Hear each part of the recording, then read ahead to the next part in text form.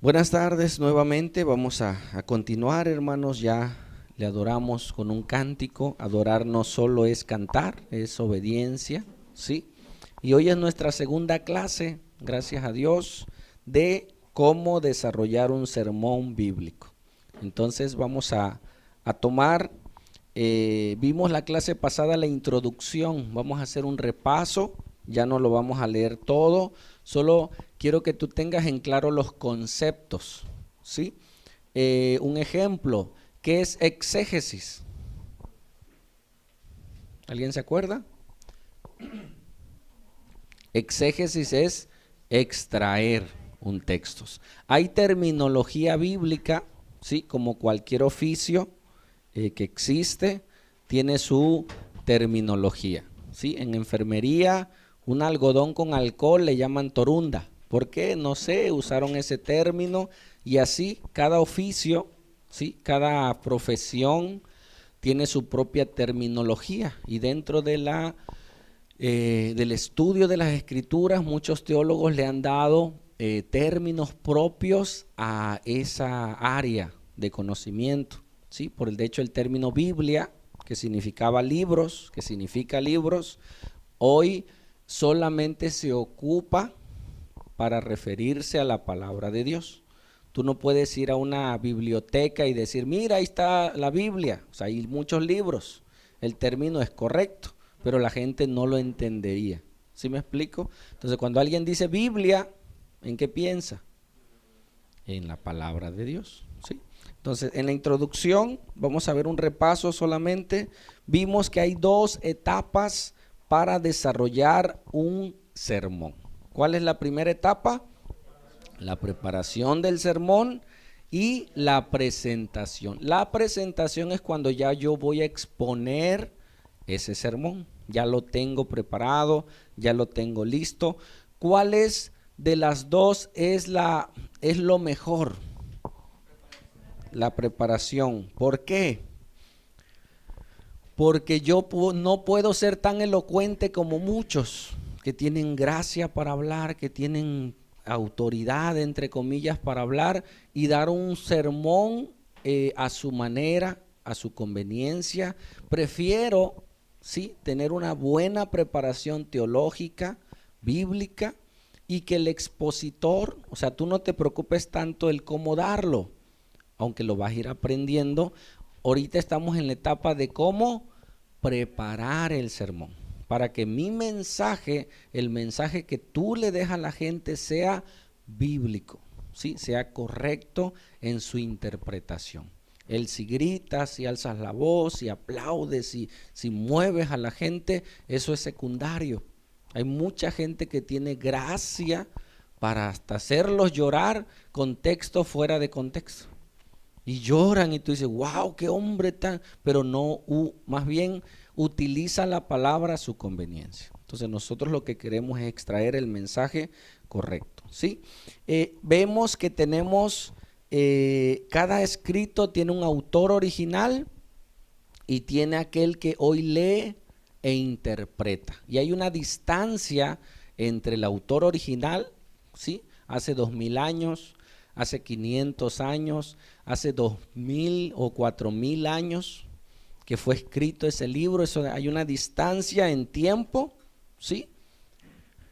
En distancia geográfica, ellos son de Occidente, ¿sí? Hay una distancia en idioma. Imagínate, tendríamos que estudiar hebreo, arameo, griego. Gracias a Dios, porque hoy nosotros estamos por encima de hombres que ya hicieron ese trabajo. Entonces nosotros nos podemos apoyar en esos hombres y poder ver por arriba de sus lomos y ver más que otros, ¿sí?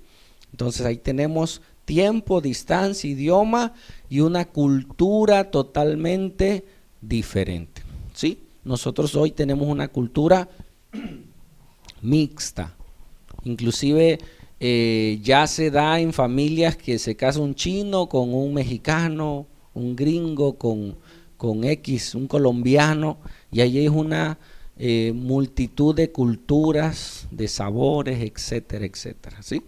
Entonces, vemos que nosotros hoy estamos en México Y todo eso sucedió en Europa, Asia, África, Egipto, toda esa zona sucedió lo que estamos aprendiendo y tenemos que saber. De primera instancia, para mí, cuando leía la Biblia, yo pensaba que era en México, ¿no? Que hablaba de los sacerdotes de esta época, no, eso fue mucho, había mucha distancia de por medio que hoy estamos aprendiendo, ¿sale?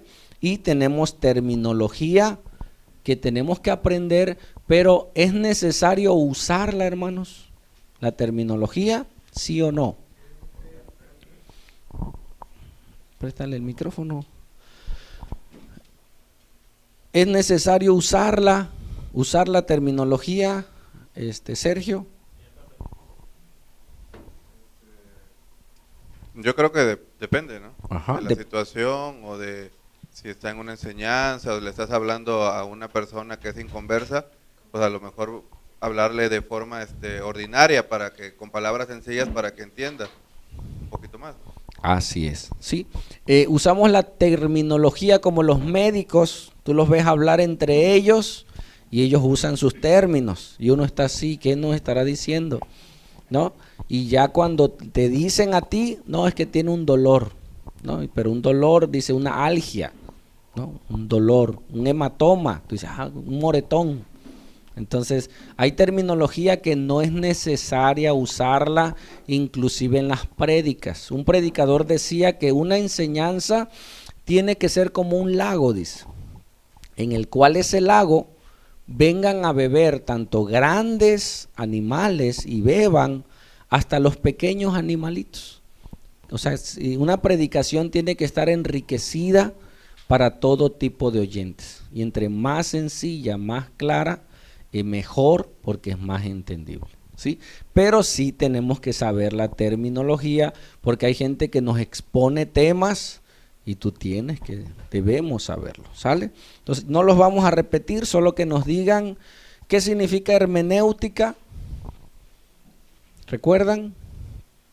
Di conmigo, hermenéutica es la ciencia de la interpretación de cualquier escrito, ¿sí? Y la hermenéutica bíblica es la ciencia de la interpretación de la Biblia, ¿sí? La hermenéutica se ocupa en cualquier escrito, ¿sale? Y la hermenéutica bíblica son reglas de interpretación para las escrituras. ¿Qué es la homilética? La homilética muchos dicen que es la ciencia, pero hemos comprobado que no es una ciencia, que es un arte. El arte de predicar, el arte de presentar una exposición, ¿sí? Esa es la homilética, hay pasos para hacerlo, ¿sí? ¿Qué es la exégesis? Di conmigo, exégesis es extraer el mensaje original de un texto, ¿sí? O sea, que quede nada más claro, exégesis es extraer. Eisegesis es introducir, ¿sale? Exégesis es sacar, eisegesis es introducir en un texto, en una historia, cosas personales, propias, ¿sí? Ocupar un texto para mi manera, lo vimos la clase pasada de Guillermo, ¿no? Que él habló del hijo pródigo y de cosas que nada que ver con el texto, ¿sale? Ok. ¿Y qué es una perícopa? Una porción, una parábola, una enseñanza de una escritura. Dice Pablo que él nos debe de dar todo el consejo de Dios. Dice, yo no rehusé en darle todo el consejo de Dios. ¿Y todo el consejo de Dios en dónde está? En toda la Biblia, desde Génesis hasta Apocalipsis. Entonces tú le tienes que enseñar a la gente no un texto, no una historia, le tienes que enseñar toda la Biblia, ¿sí? Y sería imposible en una exposición. Tú vas escogiendo pequeños trozos, pequeños fragmentos de esa historia, ¿sí? Y se le llaman perícopas. Una perícopa es una porción pequeña, ¿sí? Y en esa historia yo tengo que extraer el mensaje que quiso decir el autor original, ¿sale? Ok. Y los métodos que nosotros debemos de ocupar correctamente en la interpretación es el método inductivo. ¿Cuál es? La observación, la interpretación y la aplicación. En todo texto yo tengo que leer el texto, de esa manera yo observo. Leo, ¿sí? Observo el contenido del texto, interpreto el texto para poder explicarlo. ¿Sí? Si yo no lo entiendo, no lo podré explicar, ¿sí? Y hay muchas aplicaciones a la vida cotidiana actual, ¿sí? ¿Cuántas interpretaciones hay de un texto? Una sola interpretación. Dice, es que cada quien lo interpreta a su manera. Puede ser, pero solo hay una interpretación, ¿sí? La aplicación sí puede variar de acuerdo a la enseñanza que uno esté dando, si es un joven, si es un adulto, la situación que esté pasando la persona. Puedo tomar ciertas aplicaciones de acuerdo al texto que se me está dando. ¿Sale? Ok, ese fue el repaso y como tarea quedaron repasar los conceptos aprendidos, leer Segunda de Crónicas 20 del 1 al 30. ¿Alguien no pudo hacerlo o no sabía? Levante su mano sin miedo. Ok. Ok. Digo para ir y leerlo, ¿sí? Porque de ahí vamos a extraer un mensaje. Y el texto a memorizar es Esdras 7:10. Y nosotros tenemos que ejercitar la lectura. Un pastor, un hermano que quiere enseñar y no le gusta leer, no sirve. O sea, dedícate a otra cosa. Pero si tú quieres predicar la palabra, necesitas ejercitarte en la lectura, inclusive leer en voz alta para que tú te escuches, para que veas, y si es posible, grábate con tu celular. Hoy tenemos, gracias a Dios, en el celular muchas aplicaciones. Léete un texto y grábate y luego te escuchas. Y tú dices, ay, ¿qué dije? ¿No? O a veces decimos cosas que no son, comas donde no hay, etcétera, etcétera. Y eso lo tenemos que ejercitar, ¿sí? Para poder hacerlo. Ahora sí, vamos a continuar en esta segunda lección y si pueden leerlo ahí. ¿Quién tiene el micrófono? Miguel, la parte que está color mostaza.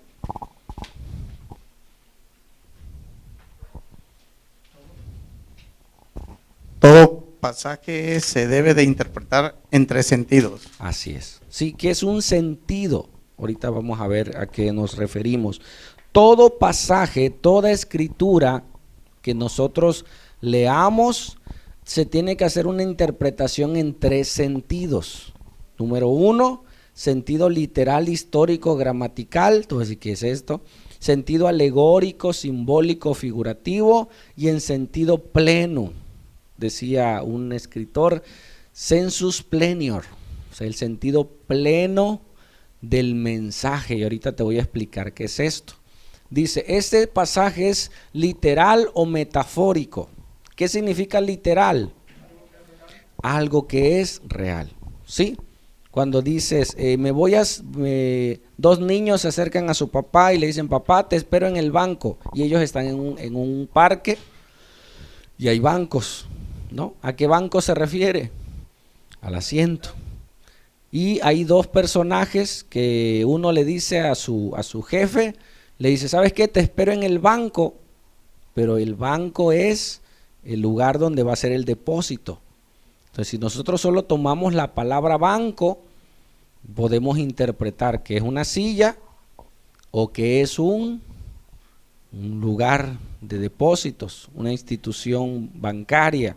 Entonces, de acuerdo al sentido del mensaje, de quién lo está narrando, nosotros entendemos qué tipo de banco es. ¿Sí me explico?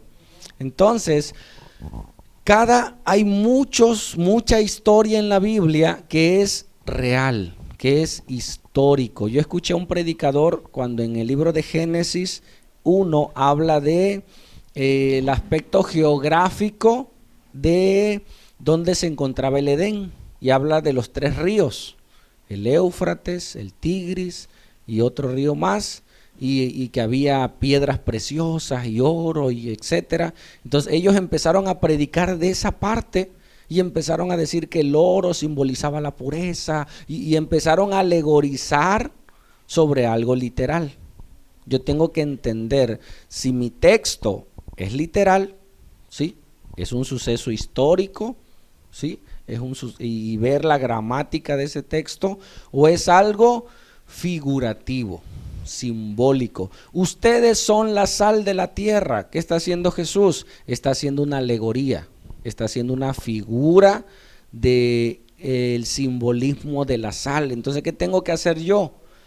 Ir a ver los atributos de la sal, para entender qué quiso decir Jesús con ustedes son la sal, ¿sí? La sal, ¿qué hace? Conserva, da sabor. En esa época no existían los refrigeradores. Una persona con 10 kilos de carne y sin sal, a la tarde ya no le iba a servir esa carne, se echaba a perder, y el sol y demás. Entonces la sal, es más, el término salario viene se pagaba a sus trabajadores con sal. Nosotros tenemos que ver esa alegoría, su significado original, ¿sí? Y algo importantísimo, ¿quién escribió las escrituras? Varios personajes, pero ¿quién estaba atrás de esos escritos? Dios mismo. Así es, hombres inspirados por Dios, que ellos ni siquiera sabían el sentido pleno. ¿A qué te quiero llamar? ¿A qué te quiero explicar? Con el sentido pleno. Alguien que lo lea, por favor. El micrófono. No, pero con el micrófono, porque si no, no sale en la... Sí, bueno. Sentido pleno.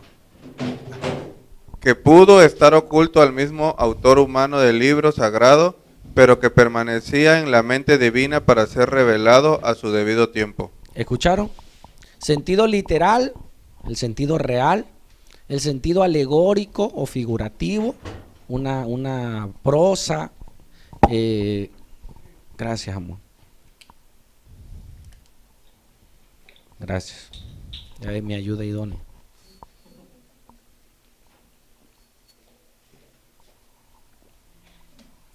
Gracias.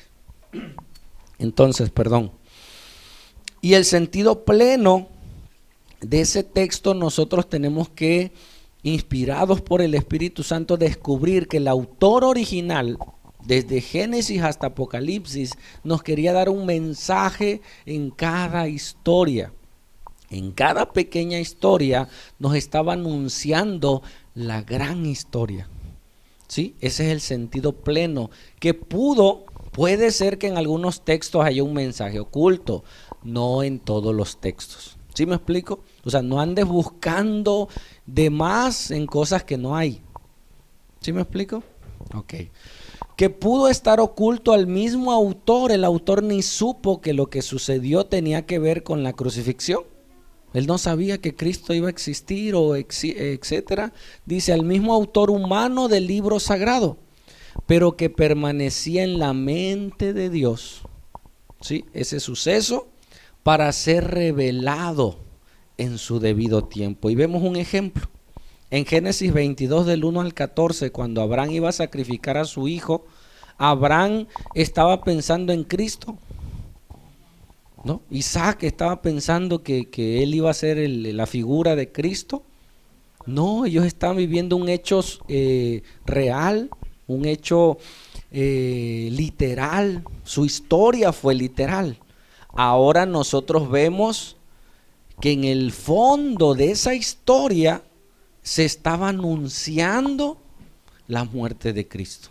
Pero Dios, ¿qué quiso hacer? Quiso mostrarnos, porque muchos dicen, pero ¿por qué Dios? Hay gente que inclusive dice, Dios es malo, porque ¿cómo iba a sacrificar a su hijo? ¿Y para qué se lo dio? No, era estéril y le prometió un hijo, ahora se lo iba a quitar. ¿Por qué Dios es así? ¿Por qué Dios hace eso? Dios, ¿qué quería? Que nosotros tuviéramos una idea. Si tú tienes hijos y se enferma, te duele. Sí, yo he visto mujeres agarrando a sus hijos, les voy a poner el suero, una inyección, y le digo, Señor, agárrelo fuerte, si no le vamos a dar 2 piquetes. Y con todo el dolor de su corazón le agarran el brazo y sus lágrimas de la mamá. ¿Pero por qué lo agarran fuerte? Porque no quieren que sufra, porque aman a sus hijos.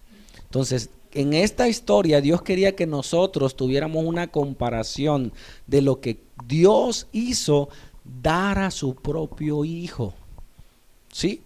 Para que nosotros tuviéramos cuando menos una idea de lo que sucedió, del sacrificio que hizo. Y cuando ya Abraham iba a sacrificar a su hijo, el ángel le dice, ¡no!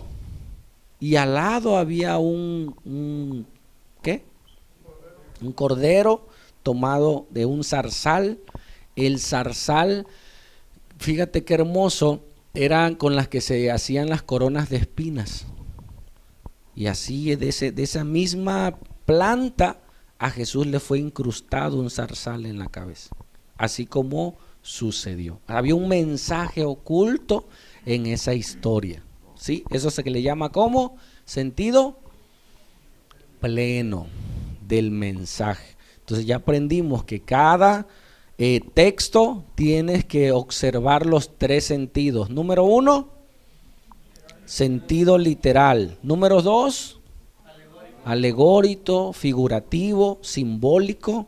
Y número 3, sentido pleno. Nosotros cada que vayamos a un texto, no todos los textos tienen un sentido pleno. ¿Sí me explico? Pero hay historias que sí. Y pudiéramos poner muchísimos ejemplos, solo traigo a la memoria este. ¿Sale? Había un mensaje oculto anunciando el gran mensaje de parte de Dios. Y eso lo tenemos que saber. Porque si no, yo pudiera hablar mal de Dios a través de esa historia. Oye, pero ¿por qué Dios quiso sacrificar a su hijo? Y hay gente lógica que hace cuestionamientos lógicos sin saber el sentido pleno de esa historia. ¿Dios un día te va a pedir que sacrifiques a tu hijo? No, esas historias se conocen como hechos únicos, ¿sí? Históricos, pero hechos únicos e irrepetibles. ¿Dios le pidió a algún otro personaje algo así? No. ¿Hoy Dios te va a pedir a tu hijo?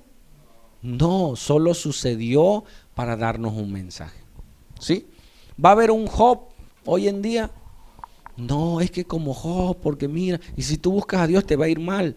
No, fueron solamente ejemplos en la historia de las Escrituras para nosotros, para que no hagamos o para que hagamos. ¿Sale? Entonces, con el micrófono lo vamos pasando para así vayamos leyendo todo. ¿Sale? Ok, entonces vemos que sentido literal, sentido alegórico y sentido pleno de las Escrituras. Y vemos que un sermón consta de 2 etapas: preparación del sermón y presentación. Hoy nos enfocaremos en la primera etapa, que es la preparación, y veremos el primero y segundo punto para desarrollar un sermón. ¿Sale? En la primera etapa, que es la preparación del sermón, ¿qué es lo primero que yo tengo que hacer? Número 1, pásale el micrófono. Número 1, escoger el tema. Escoger el tema. ¿Qué voy a predicar? ¿Sí? Si es, voy a predicar del amor, quiero predicarle sobre la unidad de la iglesia, quiero predicarle sobre los atributos de Dios. Yo tengo que escoger un tema al cual exponer. ¿Sí? Y para esto tengo que usar la Biblia, que es la palabra de Dios. Entonces, dentro de la Biblia, punto número 2. Escoger el texto a exponer. Así es. Tengo que escoger qué texto, qué historia, qué parábola, ¿sí? Y eso se conoce como tomar una perícopa. Dentro del tema que voy a desarrollar, voy a escoger el texto bíblico que voy a usar. Y para usarlo, tengo que aprender el contexto de ese texto para poder usarlo de una manera correcta, ¿sí? Escojo el tema, escojo el texto, ¿sí? Y ahora yo tengo que ver el contexto de ese texto, ¿sí? Y hoy nos vamos a dedicar a ver el contexto. Cómo una persona puede sacar un texto fuera de contexto y predicar para su beneficio, ¿sí? Para obtener dinero, para obtener respaldo de autoridad. Yo lo que quiero que la gente me siga, me sirva. Entonces yo voy a usar textos para que me sirvan a mí, no a Dios, ¿sí? Yo puedo usar textos para generar doctrinas fuera de contexto. Hay muchas iglesias que usan textos y para apoyar sus doctrinas, como el purgatorio, como algunas otras cosas, sacan textos fuera de contextos. Inclusive puedo usar textos para hacer mi propia religión.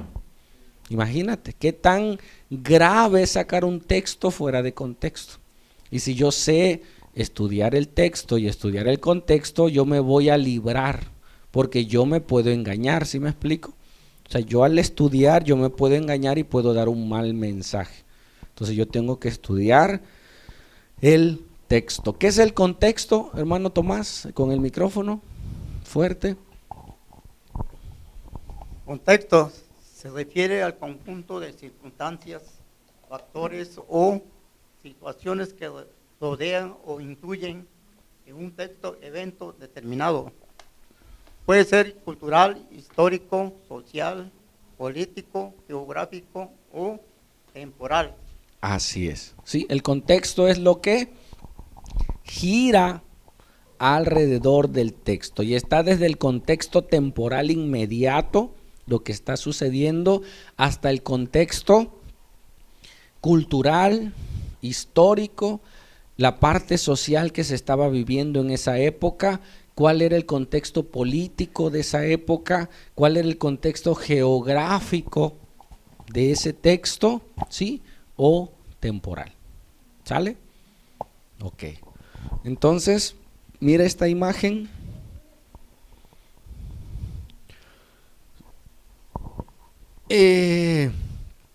Todo mensaje, toda carta, todo libro que nosotros nos acerquemos a estudiar tiene un transmisor, la persona que escribe la carta, y tiene un destinatario. Puede ser una persona, puede ser un rey, ¿sí? Un sacerdote, puede ser una nación o puede ser un mensaje universal o puede ser un mensaje profético, ¿sí? Y el contexto es todo lo que gira alrededor del transmisor y del destinatario. Yo tengo que descubrir qué estaba pasando y para eso yo me tengo que hacer preguntas para descubrir el contexto. Y hoy vamos a hacer 3 ejercicios de eso. Me interesa que ustedes lo hagan porque si no los pueden usar, como tristemente en algún tiempo nos usaron. Ejemplo número 1, busca en tu Biblia Primera de Crónicas 20:20. Y si nuestra hermana Segunda de Crónicas. Si nuestra hermana Claudia lee este texto así como está en la pantalla, por favor. Segunda de Crónicas 20:20. Creed en Jehová nuestro Dios y estaréis seguros, creed a sus profetas y seréis prosperados. Amén. ¿Sí? Entonces, ese texto nos lo recetaban a nosotros casi todos los días, más que nada liderazgo. Yo estuve en una iglesia donde el pastor se hacía llamar profeta. Hoy entendemos nosotros que los profetas ya no aplican en la actualidad y él nos daba ese texto. Espérenme, déjeme que le estoy diciendo. Él nos leía solamente esa parte, ¿sí? Nos decía, Segunda de Crónicas 20:20. Yo me di cuenta que no decía eso, o que sí lo decía, pero no como él lo decía cuando yo fui al texto a leerlo, ¿sí? Entonces él nada más nos decía esa parte. Creed en Jehová vuestro Dios y estaréis seguros. ¿Quién quiere estar seguro? Todos. Bueno, pues crea en Dios. Dice, pero si crees a sus profetas, vas a ser prosperado. ¿Quién quiere ser prosperado? Todos. Y él era profeta. ¿Qué mensaje estaba haciendo a la iglesia? Si tú crees en los profetas, tú vas a ser prosperado. Y yo soy profeta. Entonces, ¿qué te estaba diciendo? Cree en mí y vas a ser prosperado. Entonces, si nosotros leemos, ahora sí, hermana, mire, si nosotros leemos solo ese texto aquí en la pantalla, vemos que agarró el texto mocho, decimos en México mocho. El texto agarró solo un pedazo del mismo texto y dice, cuando se levantaron por la mañana, salieron al desierto de Tecoa. Y mientras ellos salían, ¿quién? Josafat, estando de pie, dijo, oídme Judá y moradores de Jerusalén, creed en Jehová vuestro Dios y estaréis seguros. Creed en sus profetas y seréis prosperados. ¿Sí? Entonces nosotros, para poder interpretar un texto, tenemos que hacernos preguntas. ¿Sí? ¿Quién lo dijo? ¿A quién se lo dijo? ¿Sí? ¿Cuál era la situación actual de esa época o de ese contexto del texto? ¿Dónde se lo dijo y por qué se lo dijo? Entonces yo tengo que preguntarle al texto, a ver, dice que vamos a ser prosperados. Ah, mira, aquí hay una palabra de prosperidad. Pero si te pones a ver el contexto, hasta tú mismo te admiras que ese texto no está hablando de una prosperidad económica, sino de una situación específica. ¿Sale? ¿Quién no ha leído esa historia, hermanos? Vamos a leerla rápidamente, ¿sí? Para que veamos todo el contexto. Esto se conoce como el contexto inmediato, leer pasajes anteriores y posteriores de ese texto. Entonces vayan a su Biblia. Por cuestiones de tiempo yo lo voy a leer rápido, ¿sale? Y ustedes van a identificar quiénes eran. Inclusive tu Biblia, tú la puedes ir marcando, ¿sí? ¿Quién lo dijo? ¿Por qué se lo dijo? ¿Qué personajes había? Etcétera, etcétera. Y te sirve de guía, ¿sale? Y vamos a contestar estas preguntas juntos, ¿sale? Ok, segunda de Crónicas 20:21 dice, pasadas estas cosas aconteció que los hijos de Moab y de Amón, y con ellos otros de los amoitas, vinieron contra Josafat a la guerra. Josafat era el rey en esa época de Jerusalén. Y acudieron algunos y dieron aviso a Josafat diciendo, contra ti viene una gran multitud del otro lado del mar y de Siria. Y he aquí están en Hasezón Tamar, que es en Jadí. Entonces él tuvo temor y Josafat, ¿qué hizo? Humilló su rostro para consultar a Jehová e hizo pregonar ayuno a todo Judá. Vemos ahí principios que nos sirven cuando tenemos un problema y sí podemos sacar principios. ¿Tienes un problema? ¿Qué tienes que hacer? Ayunar y orar, ¿sí? Dice, y se reunieron los de Judá para pedir socorro a Jehová y también de todas las ciudades de Judá vinieron a pedir ayuda a Jehová. Entonces Josafat se puso en pie en la asamblea de Judá y de Jerusalén en la casa de Jehová delante del atrio nuevo y dijo, Jehová, Dios de nuestros padres, ¿no eres tú Dios de los cielos y tienes dominio sobre todos los reinos de las naciones? ¿No está en tu mano la fuerza y poder y no hay quien te resista? Mira que está adorando a Dios, ¿sí? Dios nuestro, ¿no echaste tú los moradores de esta tierra delante de tu pueblo Israel y la diste a la descendencia de Abraham tu amigo para siempre? Y ellos han habitado en ella y han edificado en ella santuario a tu nombre, diciendo, si mal viniere sobre vosotros y espada de castigo, pestilencia o hambre, nos presentaremos delante de esta casa y delante de ti, porque tu nombre está en esta casa. Y a causa de nuestras tribulaciones clamaremos a ti, y tú nos oirás y salvarás. Ahora pues, he aquí los hijos de Amón y de Moab y los del monte de Seir, a cuya tierra no quisiste que pasase Israel cuando venían de la tierra de Egipto, sino que apartaste de ellos y no los destruyese. He aquí ellos nos dan el pago, viniendo a arrojarnos de la heredad que tú nos diste en posesión. Oh Dios nuestro, ¿no los juzgarás tú?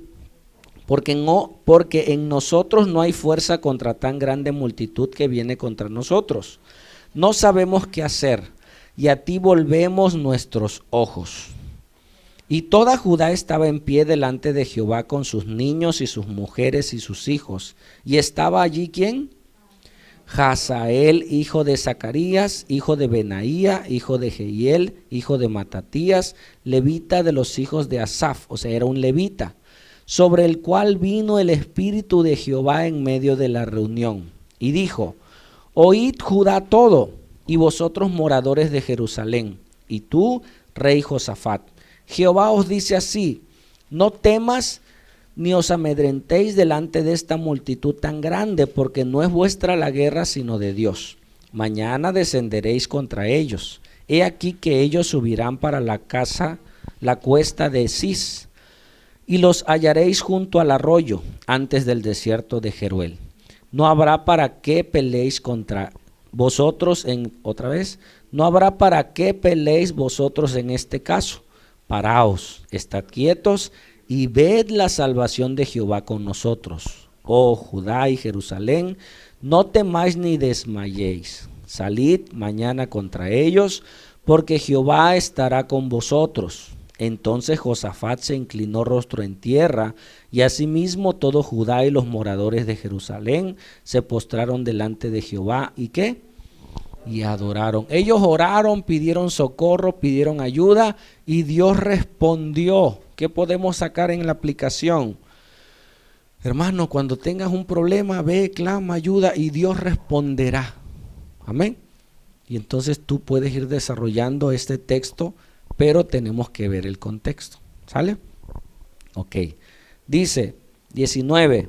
Y se levantaron los levitas de los hijos de Coab y de los hijos de Coré para alabar a Jehová, el Dios de Israel, con fuerte y alta voz. Y cuando se levantaron, ahí está el texto, por la mañana salieron al desierto de Tecoa. Y mientras ellos salían, Josafat, estando en pie, dijo: Oídme Judá y moradores de Jerusalén. Creed en Jehová vuestro Dios y estaréis seguros. Creed en sus profetas y seréis prosperados.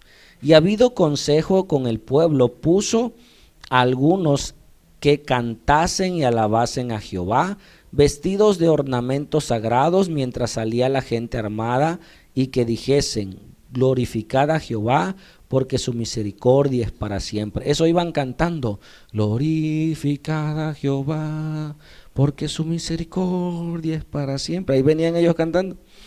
Y cuando comenzaron a entonar cantos de alabanza, Jehová puso contra los hijos de Moab, de Amón, de Moab y del monte de Seir, las emboscadas de ellos mismos que venían contra Judá, y se mataron los unos a los otros, porque los hijos de Amón y Moab se levantaron contra los del monte de Seir para matarlos y destruirlos, y cuando hubieron acabado con los del monte de Seir, cada cual ayudó a la destrucción de su compañero. Y luego que vino Judá y la torre del desierto, miraron hacia la multitud, y aquí yacían ellos en tierra, ¿cómo? Muertos, y ninguno había escapado. Viniendo entonces Josafat y su pueblo a despojarlos, hallaron entre los cadáveres muchas riquezas, así vestidos como alhajas preciosas, que tomaron para sí, tantos que no los podían llevar. 3 días estuvieron recogiendo el botín porque era mucho, y al cuarto día se juntaron en el valle de Beraca, porque allí bendijeron a Jehová, y por esto llamaron el monte de aquel paraje el valle de Beraca hasta hoy. Y todo Judá y los de Jerusalén y Josafat a la cabeza de ellos volvieron para regresar a Jerusalén como gozosos, porque Jehová les había dado gozo librándolos de sus enemigos. Y vinieron a Jerusalén con salterios, arpas, trompetas a la casa de Jehová, y el pavor de Dios cayó sobre todos los reinos de aquella tierra cuando oyeron que Jehová había peleado contra los enemigos de Israel, y el reino de Josafat tuvo paz, porque su Dios le dio paz por todas partes. Amén, aleluya, gloria a Dios. Imagínate un problema sin poder resolver, no tenían la fuerza, no tenían el poderío, el enemigo siempre va a querernos destruirnos. ¿Qué tienes que hacer? Orar, clamar, recordar las misericordias de Dios. Dios prometió a su pueblo salvación y él empezó a orar eso, ¿sí? Y Dios mandó a través de un sacerdote, ¿cómo se llamaba? Ajá. El mensaje. ¿Qué nos dice la Biblia? No solo Dios habla a través del pastor, hermanos. Puede hablar a través de tu esposa, a través de tus hijos, a través de un hermano de la iglesia. O sea, Dios habla a través del pueblo. El pastor, el líder, no es el ungido solamente, es un pueblo. Y puede Dios mandar respuesta a ese mensaje, ¿sí? Entonces, viendo el contexto, nos damos cuenta que ese texto, si lo sacamos de ese contexto, puede servirle al predicador para que le des tributo a él, ¿sí? Entonces dice, ¿quién lo dijo? Josafat, ¿sí? ¿A quién se lo dijo? Al pueblo de Judá, ¿sí? ¿Cuál era la situación actual? Venían 3 reinos contra ellos y ellos clamaron y ellos pidieron socorro. Dios respondió y les dijo, es más, ni siquiera van a pelear, yo los voy a destruir, ¿sí? ¿Dónde se lo dijo? Y ahí vemos el lugar, cuando ellos iban en el desierto de Tecoa. Específicamente, ¿dónde? ¿Cuál era el lugar geográfico? ¿Por qué se los dijo? Josafat, para que tuvieran confianza. Él respaldó la palabra del profeta y les dijo, hermanos, lo que nos dijo el profeta, sí, es verdad. ¿A qué se refiere a profeta? Dios, cuando hablaba, como no había Biblia en esa época, sí, ¿qué usaba?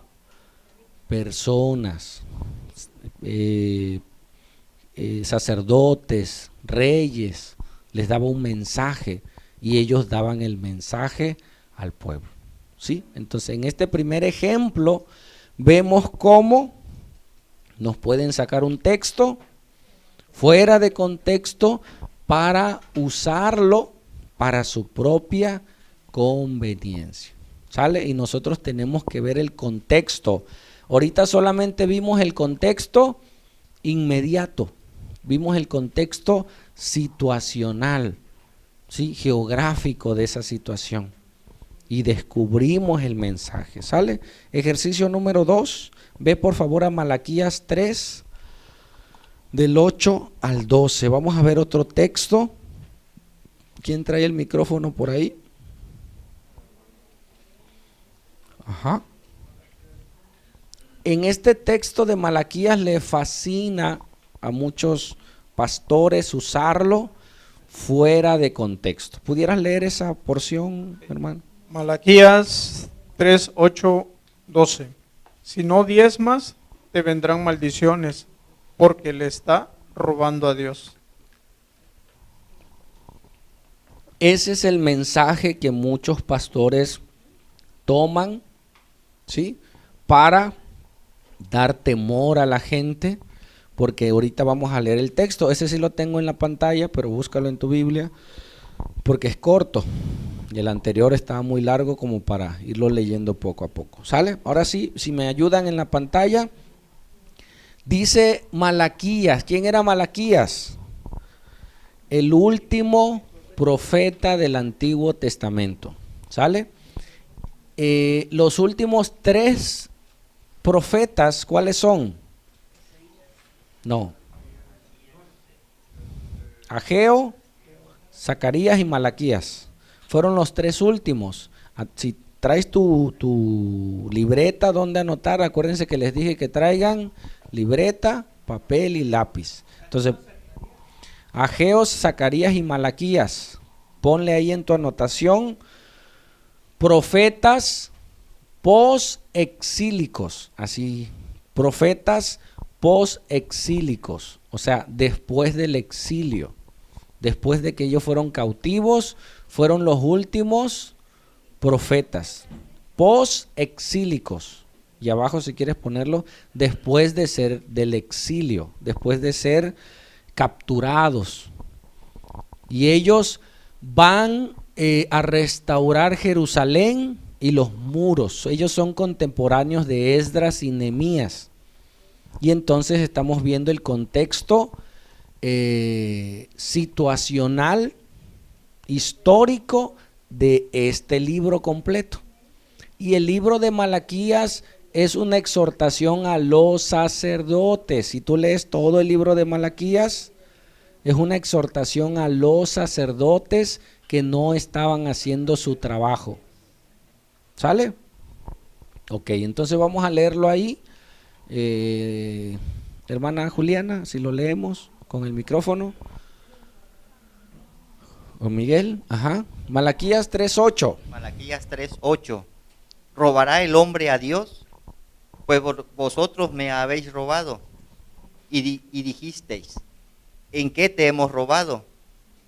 En vuestros diezmos y ofrendas. Si nosotros leyéramos todo el libro, o sea, estamos en el capítulo 3, todo el libro se la pasa diciéndole a los sacerdotes, ¿hicieron esto?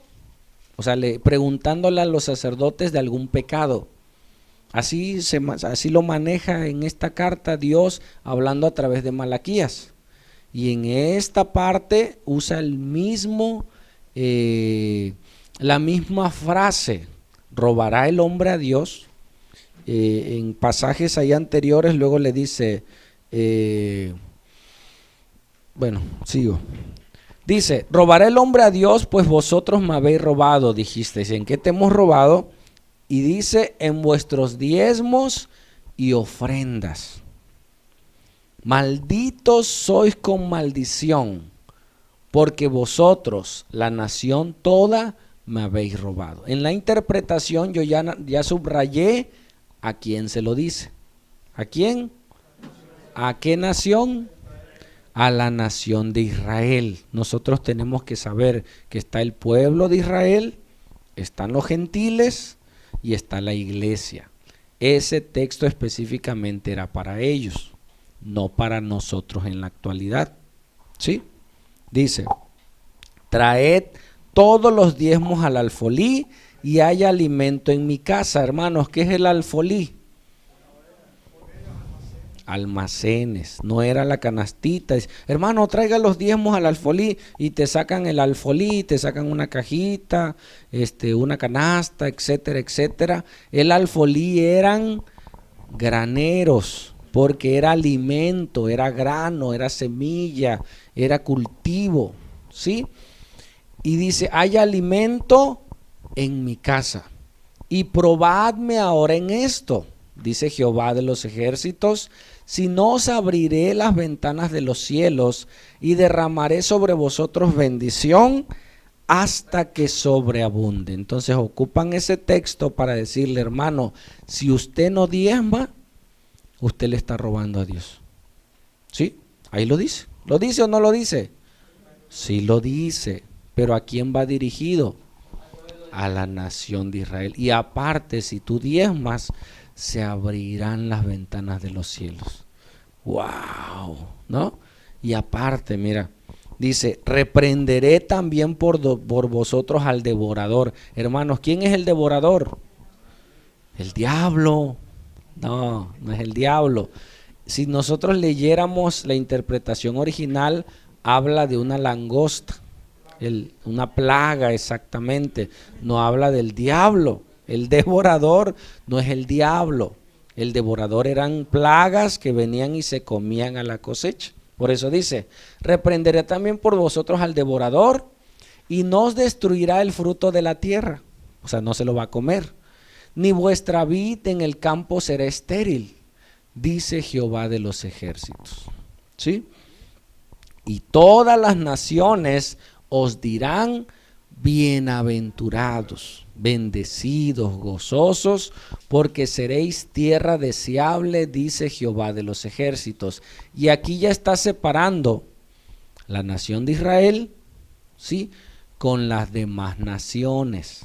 Cuando las demás naciones vean la prosperidad de Israel, van a decir, wow, ellos tienen a su Dios y Dios los prospera y los bendice. Y era una promesa de parte de Dios para ese pueblo, que si ellos diezmaban, porque el diezmo era para las viudas, para los huérfanos, para los extranjeros y para el templo. Y como los sacerdotes no estaban haciendo ese trabajo, ni el pueblo lo estaba haciendo, ¿sí?, había maldición sobre de ellos. ¿Sí me explico? Entonces ocupan ese texto para forzarte, inclusive meterte temor. Si tú no diezmas, va a venir el devorador. Y el devorador es el diablo y te va a robar y te empiezan a sacar fuera de contexto textos para el temor de la gente. ¿Sale? Contexto. ¿Quién lo dijo? No. Dios. Dios estaba hablando a través de Malaquías. ¿Quién lo dijo? Dios le dijo a Malaquías que dijera. ¿Sale? ¿Quién se lo dijo? A la nación de Israel, no a todas las naciones. ¿Sale? ¿Cuál era la situación actual? Los sacerdotes no hacían su trabajo. La carta era posexílica. Ellos estaban reconstruyendo el templo. Y si leemos a Ageo, muchos se dedicaron más a construir sus casas que el sacerdocio. O sea, se olvidaron del templo, se olvidaron de diezmar. Ya estaban en sus territorios y solo se enfocaban en lo suyo y no en lo de Dios. ¿Cuál es el mensaje que Dios manda en este pasaje de Malaquías? Pon en primer lugar a Dios. ¿Sí me explico? O sea, el mensaje es ese. Leyendo toda la carta te está diciendo, primero pon en primer lugar a Dios y todo lo demás vendrá por añadidura. Lo dijo Jesús, ¿no? ¿Cuál era la situación actual? ¿Dónde se lo dijo? Pues ahí en Jerusalén. ¿Por qué se lo dijo? Porque no lo estaban haciendo. Entonces, a cada texto yo tengo que descubrir quién lo dijo, a quién, por qué, para qué. Y estas son algunas preguntas. Tú puedes cuestionarte más cosas para poder extraer el texto. ¿Sale? Ok, vamos a ver estos tres grupos. Lo vimos en la clase de la historia de la iglesia y eso es importantísimo. Yo cuando me di cuenta de esto, sí, hermanos, ¿todos somos hijos de Dios? No todos somos hijos de Dios. Es una verdad preciosa. Hay un pueblo que Dios escogió que tuvo 3 etapas. Primero fueron los hebreos, con Abraham, que era el hebreo que cruzó el río, que hebreo significa el que cruza el río, ¿sí?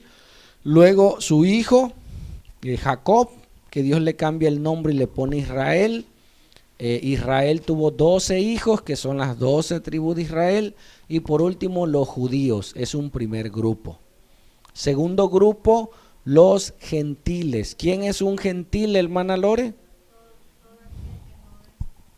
Todo aquel que no pertenece al pueblo de Israel. Amén. Sí, toda persona, toda tribu, toda nación que no pertenece al pueblo de Israel es gentil. ¿Quiénes son la iglesia de Cristo? Salma. ¿Quiénes conforman hoy la iglesia de Cristo? Nosotros, ¿Nosotros quiénes? la iglesia. Ajá. ¿Quiénes son parte de la iglesia? Para que yo sea iglesia, ¿qué tengo que hacer? Ser parte del cuerpo de Cristo. ¿Y cómo soy parte del cuerpo de Cristo?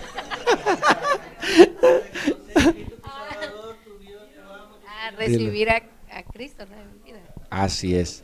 Entonces, ¿cómo yo paso a ser la iglesia de Cristo? Cuando yo reconozco que soy pecador, me arrepiento de mis pecados y le entrego mi vida a Jesús. Si los gentiles hacen eso, se convierten en la iglesia de Cristo. Si los judíos reconocen a Cristo, porque muchos no lo reconocieron, entonces pasan a ser iglesia de Cristo. ¿Sí? Hay judíos que ellos no creyeron en Jesús. ¿Sí? Le llamaron profeta, etcétera, etcétera. Entonces, esto nos sirve para identificar que muchas palabras muchas promesas fueron solo para el pueblo de Israel, no para nosotros. ¿Sí? Y hay muchas promesas para su iglesia. ¿Sale? Y eso es muy importante. Ok.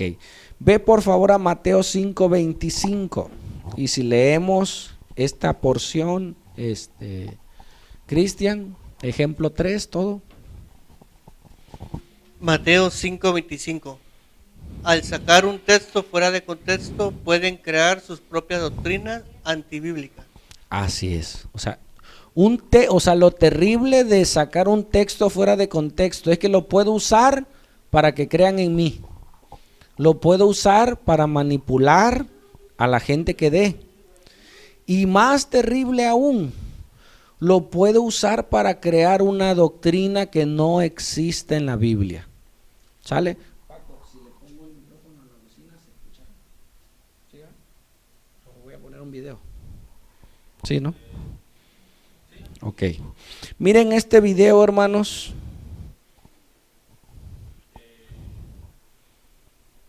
Porque va a salir el sonido, ¿no?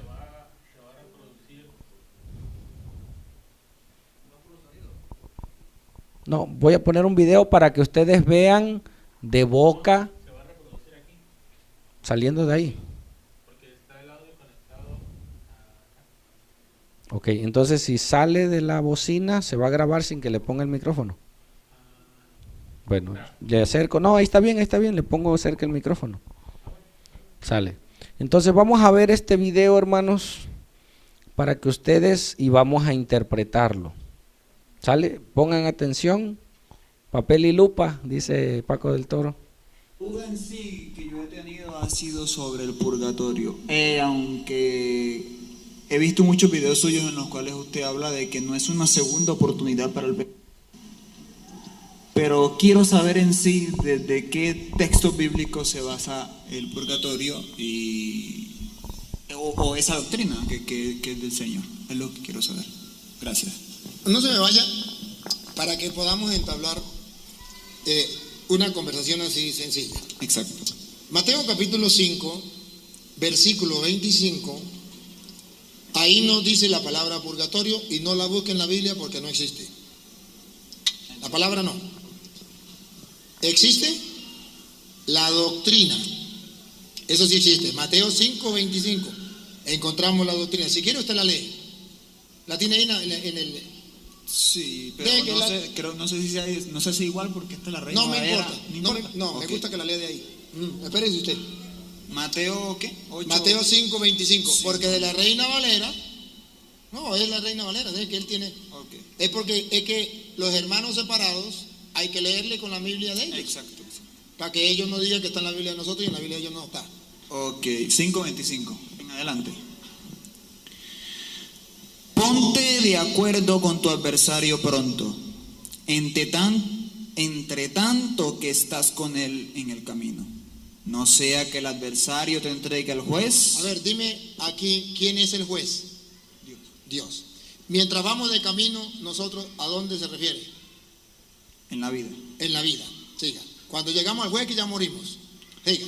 Y el juez al alguacil, y seas encarcelado en la cárcel. Sea encarcelado en la cárcel. Entonces hay una cárcel. A esa cárcel nosotros la llamamos purgatorio. No la llamamos cárcel, la llamamos purgatorio. Pero Jesús la llamó cárcel. Sea encarcelado en la cárcel. Usted puede decir, esa cárcel es el infierno. Nosotros decimos, no es el infierno, porque Jesús ahorita va a decir que de esa cárcel sale. Y del infierno nadie sale. Tampoco es el cielo, porque el cielo no es una cárcel. Pero Jesucristo muestra que cuando una persona muere, va a ir a una cárcel si todavía no ha arreglado las cuentas bien, si muere en pecado. Va a ir a una cárcel. Siga, será encarcelado. De cierto te digo que no saldrás de allí hasta que pagues el último cuadrante. Pregunto, ¿algún día saldrá de esa cárcel? Sí, hasta que pague el último. Ajá, y pregunto, ¿cuál es esa cárcel? ¿El infierno, el cielo o cuál sería? Según lo que yo, pues, y lo que usted acaba de decir, es un lugar, un estado de la persona, del alma, en el cual tiene que pagar lo último que hizo en esta tierra hasta que... Entonces, a eso nosotros llamamos purgatorio. Verdaderamente la palabra purgatorio no existe.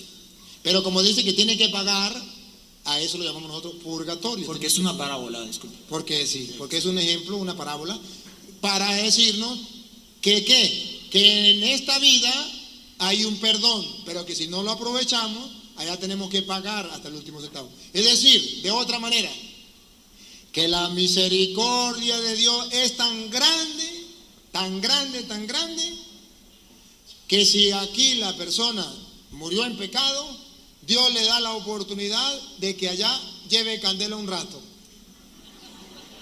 y pague hasta el último. Por ejemplo, a ver, con el ejemplo nos entendemos. Miren, hermano, usted y yo sabemos que robar, hermano, es un pecado. ¿Se dan cuenta de lo grave? Desde un principio él dice que el término ni siquiera existe. ¿Se dan cuenta? Ellos entonces lo inventaron. Se justificó, ¿sí? Y ciertamente hay cosas que sí, como el término Trinidad. El término Trinidad como palabra, como término no está, pero sí hay una doctrina de la Trinidad y está en toda la Biblia, desde Génesis hasta Apocalipsis. Entonces el purgatorio fue un invento para recaudar impuestos, pero ellos buscaron textos para justificar esa doctrina del purgatorio. Y lo más triste, que dice, si en vida te moriste sin Dios, vas a tener chance todavía para que te purguen y te vayas con Dios. ¿Quién se quiere ir al infierno, hermanos? Nadie, ¿no? Pero si en esta vida no te arrepientes, hay otra oportunidad. Oh, qué padre. No hay otra oportunidad. Entonces vamos a ver el contexto, ¿sí?, de ese texto que usó este hombre y que está engañando a miles de católicos. Y eso es terrible. Y hasta me lo han recomendado. A mi esposa nos lo recomiendan. Escúchenlo para que nosotros aprendamos. Como gracias a Dios conocemos las reglas de interpretación, podemos ver un texto y ver su contexto. ¿Sale? Entonces mira desde el 21. ¿Sale? Vamos allá en tu Biblia. Ellos nos leyeron el 25. Entonces en tu Biblia vamos a ver de qué está hablando Jesús. Preguntas, ¿dónde estaba Jesús? Subió al monte. ¿Recuerdan? Gracias a Dios estuvimos viendo la historia de las bienaventuranzas y vemos que Jesús viene en esa línea de enseñanzas y ya se posiciona. En tu Biblia, ¿qué título tiene? Jesús y la ira. ¿Sí? Y el texto dice, no matarás. Ese es el contexto del cual viene hablando el pasaje. ¿Sale? Dice, oíste que fue dicho a los antiguos. ¿Qué fue dicho a los antiguos? No matarás. Y cualquiera que matare será culpable de juicio. ¿Sí? Y no está hablando aquí del juicio final, ni está hablando, sino que alguien mata, ¿dónde va a ser juzgado? Con el juez de esa ciudad, de esa colonia, de esa nación, ¿sí? No está hablando de Dios. Oíste que fue dicho, no matarás, porque eso lo decía la ley. Y la ley decía ojo por ojo, diente por diente. Y Jesús está estableciendo lo que se conoce como la ley real. La ley real, ¿sí?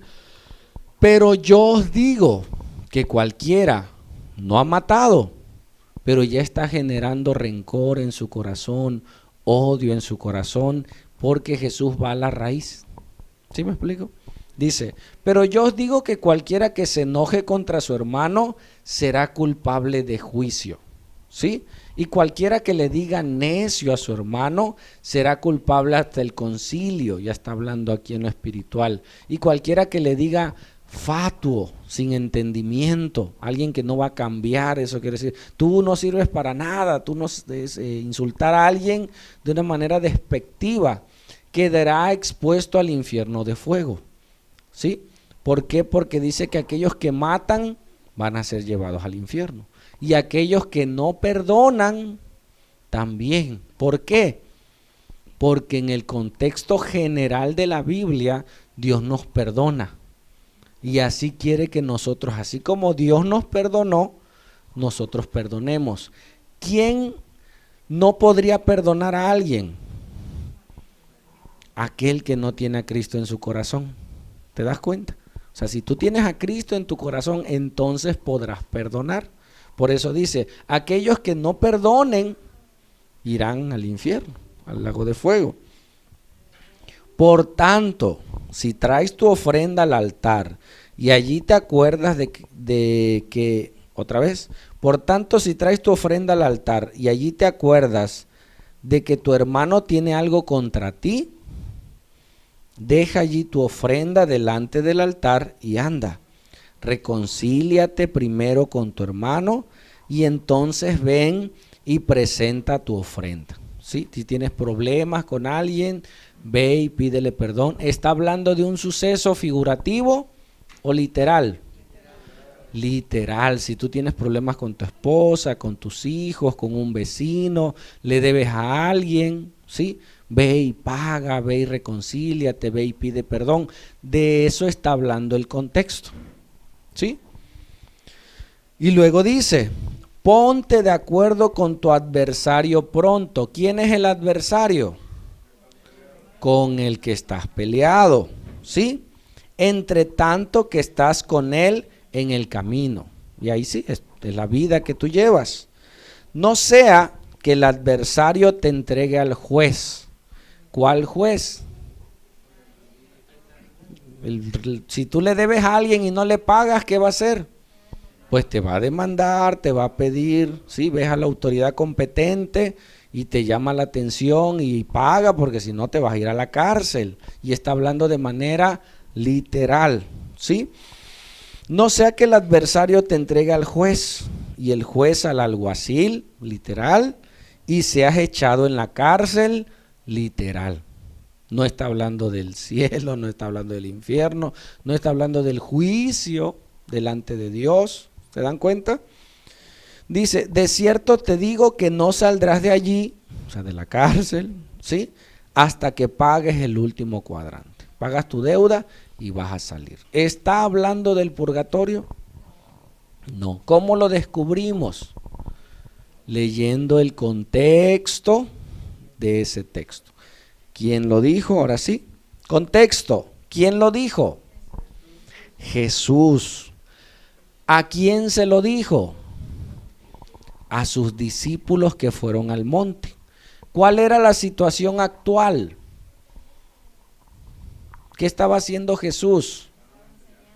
Estaba enseñando la ley y estaba enseñando la ley real. ¿Sí? Él dijo, no cometerás adulterio, pero cualquiera que codicia a una mujer ya adulteró. Jesús estaba yendo a las intenciones del corazón del hombre. ¿Sí? Esa era la situación que Jesús estaba haciendo, que ellos tenían que cambiar no lo externo, sino lo interno del corazón. ¿Sí? ¿Dónde se los dijo? En el monte, porque subió al monte, ahí estaban todos. ¿Por qué se los dijo? Porque los quería formar como discípulos, seguidores de Cristo, etcétera, etcétera. ¿Sí? ¿Te das cuenta? Y leyendo el contexto podemos evitarnos falsas doctrinas, falsas enseñanzas, cosas que no, y por eso les quise poner el video para que, y tú veías a la gente, ¿sí se observaron el video? Cómo la gente se alegraba y no leen Biblia, es lo más triste, y si la leen, no saben interpretar la Biblia, toman solo un texto. Y tristemente está llevando mucha gente al infierno. Imagínate un oyente que dice, pues total, hay un purgatorio, ¿no? Y doy candela, dice, no, hay candela.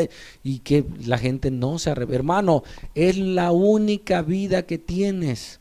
No hay otra oportunidad en esta vida. Arrepiéntete, busca a Dios, busca al Señor, porque no existe el purgatorio.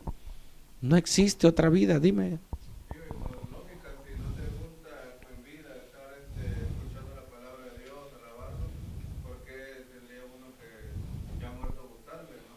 Así es. Sí, si en vida no degustaste de las cosas de Dios, te encuentres con Dios en el cielo, vas a decir, ¿y este quién es y cómo se adora? Este tiempo de vida que tenemos debemos de disfrutar a Dios, y cuando estemos allá, lo vamos a disfrutar mucho más. Amén. Gloria a Dios. A ver.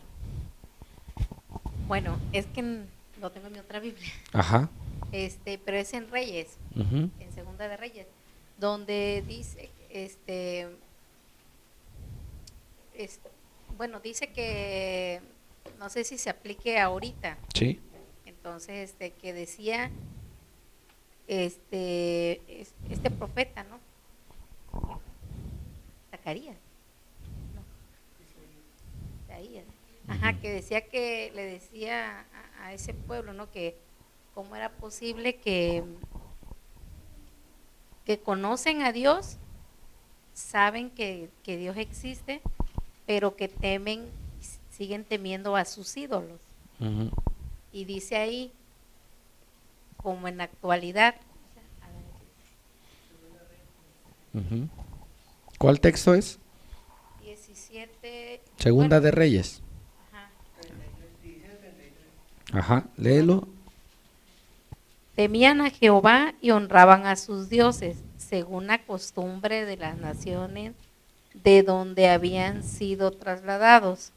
Hasta hoy hacen como antes, ni temen a Jehová, ni guardan sus estatutos, ni sus ordenanzas, ni hacen según la ley y los mandamientos que prescribió Jehová a los hijos de Jacob, al cual puso el nombre de Israel, con los cuales Jehová había hecho pacto y les mandó diciendo, no temeréis a otros dioses, ni los adoraréis, ni les serviréis, ni les haréis sacrificios.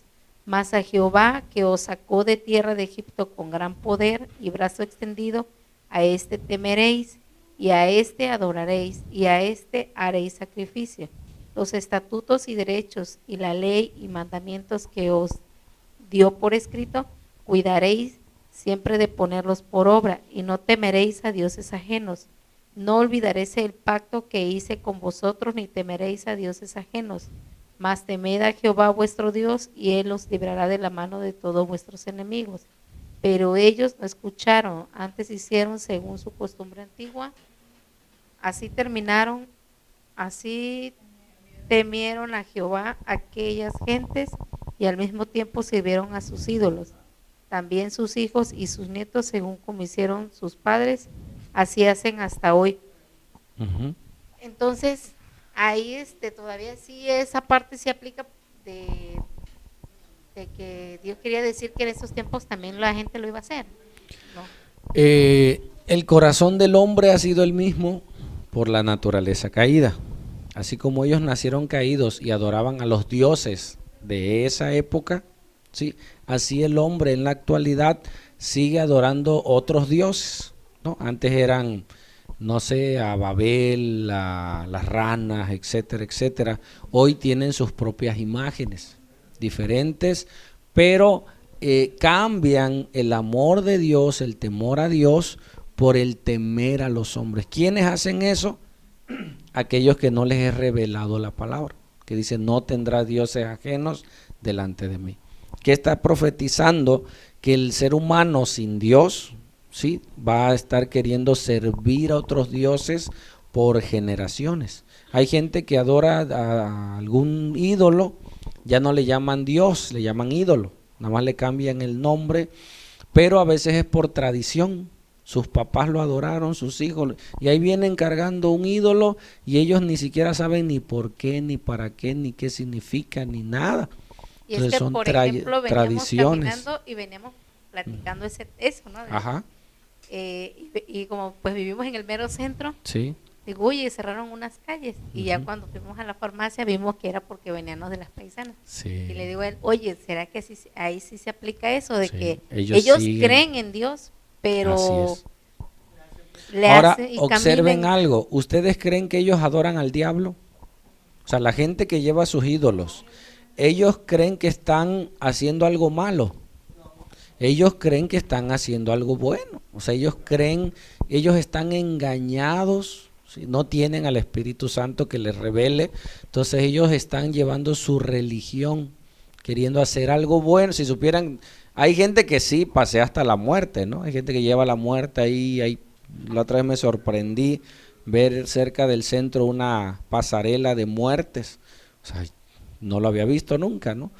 Pero gente que adora a un santo, que no es santo, ellos creen que están haciendo lo correcto, porque no conocen las escrituras. ¿Qué hay que hacer? Orar, préstale el micrófono, orar y pedirle al Señor que Él nos revele y predicarles la palabra, ¿sí? Adelante, hermano Sergio. Sí, como comentaba la vez pasada en una de las enseñanzas del pastor Gustavo, Ajá. que decía que hay veces que, como usted decía, que no saben ni qué tradición siguen. Dice que él comentaba que decían, ¿no?, que para guisar un pescado no le entraba en el sartén al bisabuelo, al abuelo, y lo que hizo lo partió a la mitad y lo metió al sartén, ¿no? Ajá. Y lo vio el hijo o la hija. No, para cocinar el pescado se tiene que partir a la mitad, porque si no, esa es la receta. Y ya los hijos y los nietos, y ya se hizo una tradición que ni saben por qué. La realidad era de que pues no le entraba en el sartén, nada más no hubo otro motivo, ¿no? Sí. Entonces ya lo hicieron como parte de un ritual o de una forma de... Exactamente. Y hay muchas veces, por ejemplo, los paisanos, si uno realmente se da cuenta, muchos ni suben a la iglesia. Sí. Ahí van caminando, se quedan abajo y a uno que otro sube y de ahí se van a la pachanga. Sí. Realmente así yo los he Y es lo visto. que buscan, la fiesta. ¿Y en qué terminan esas fiestas? Muchas, ¿no? En alcohol, hasta en drogas, baile, y no glorifican a Dios. Por ignorancia, por no buscar al Señor de corazón. Y así mucha gente ocupa textos fuera de contexto para justificar doctrinas, diezmos, etcétera, etcétera. ¿Sale?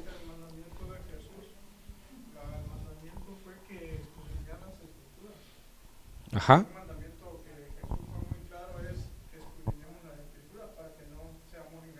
Exactamente. No leemos y a veces leemos nada más el pedacito. Hay que leernos. Yo me leí todo Malaquías para poderles enseñar. Hay que leer el contexto. Gracias a Dios hoy tenemos herramientas. Hay Biblias de estudio que tú vas a un libro y antes del libro te da un resumen. ¿Quién la dijo? ¿En qué época? ¿En qué año? Eso nos ayuda a nosotros y ya no tienes que andar investigando, ya la misma Biblia te da. Hay diccionarios, hay concordancias, hay métodos para que nos ayuden a ver el contexto de esa situación. ¿Mande?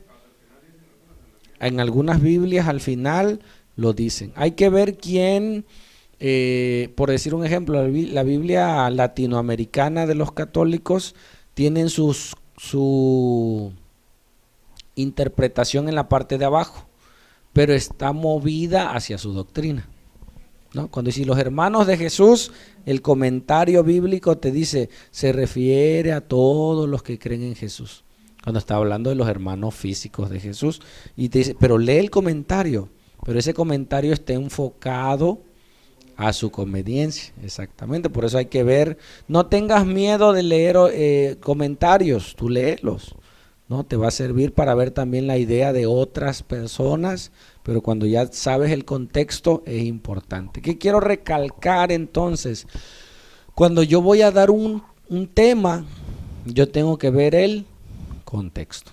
¿sí? Escucha predicaciones, inclusive a veces cuando yo sé el tema que voy a dar, puedo escuchar otros, no para copiarle, sino para ver el comentario, ¿sí?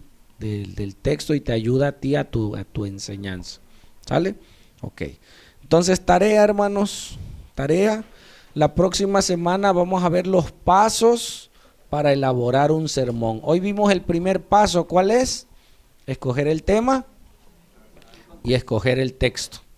Y ya una vez que escogimos el texto, ver el contexto. Entonces, busca en internet, busca pasos, así ponle, pasos para elaborar un sermón, y vas a ver que unos te dicen 5 pasos para elaborar un sermón, 10 pasos, 20 pasos, o sea, cada uno tiene, y no son malos, pero quiero que tú tengas tu idea cuando vengas, y nosotros vamos a ver cuántos pasos nos llevamos. ¿Sale? También de tarea lee Mateo 16 del 13 al 20, de la doctrina de el papado, ¿no? Ahí para que veas el contexto. Y busca textos que digan que Jesús es la roca o la piedra angular. ¿Sí? Hay muchos textos que hablan de que Cristo es la roca, y ellos solo se apoyan en un texto fuera de contexto para decir que Pedro es la roca, ¿no? Entonces pues vamos a ver ese tema rápidamente y vamos a trabajar en los pasos para ya ir elaborando nuestro sermón, introducción, y puntos que vamos a ver para desarrollar un tema. ¿Sale? Esa va a ser la tarea. Entonces, aprendimos hoy el primer paso: escoger el tema, escoger el texto a exponer.